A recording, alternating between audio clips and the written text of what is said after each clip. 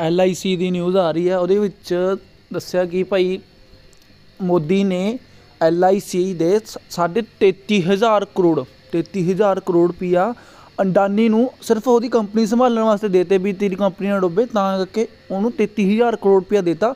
ਲੋਕਾਂ ਦੀ ਮਿਹਨਤ ਅਤੇ ਖੂਨ ਪਸੀਨੇ ਦੀ ਕਮਾਈ ਕਿਹਨੂੰ ਦੇਤੀ? ਅੰਡਾਨੀ ਨੂੰ ਦੇਤੀ। ਅਤੇ ਇਹ ਖਬਰ ਕਿੱਥੇ ਆਪਣੇ ਅਖਬਾਰਾਂ 'ਚ ਆਉਣੀ ਚਾਹੀਦੀ ਸੀ, ਇੰਡੀਆ ਦੇ ਅਖਬਾਰਾਂ 'ਚ ਆਉਣੀ ਚਾਹੀਦੀ ਸੀ। ਇਹ ਖਬਰ USA ਦੇ ਅਖਬਾਰਾਂ ਵਿੱਚ ਆਈ ਹੈ।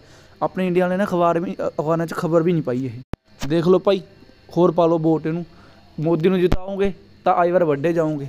ਤੁਹਾਡੀ ਕਮਾਈਆਂ, ਤੁਹਾਡੇ ਪੈਸੇ ਕਿੱਥੇ ਜਾ ਰਹੇ ਆ? LIC ਦੇ। ਕਿੱਥੇ ਜਾ ਰਹੇ ਆ? LIC 'ਚ। ਹੋਰ ਪਾਓ, ਹੋਰ ਜਿਤਾਓ ਉਹਨੂੰ, ਮੋਦੀ ਨੂੰ। 33,000 ਕਰੋੜ ਕੋਈ ਛੋਟੀ ਰਕਮ ਨਹੀਂ ਹੈਗੀ, ਜਿਹੜੀ ਅੰਡਾਨੀ ਨੂੰ ਵੈਸੇ ਹੀ ਦੇਤੀ ਮੋਦੀ ਨੇ। ਹਾਂ ਵੀ ਤੂੰ ਆਪਦਾ ਬਿਜ਼ਨਸ ਬਚਾ ਲਾ।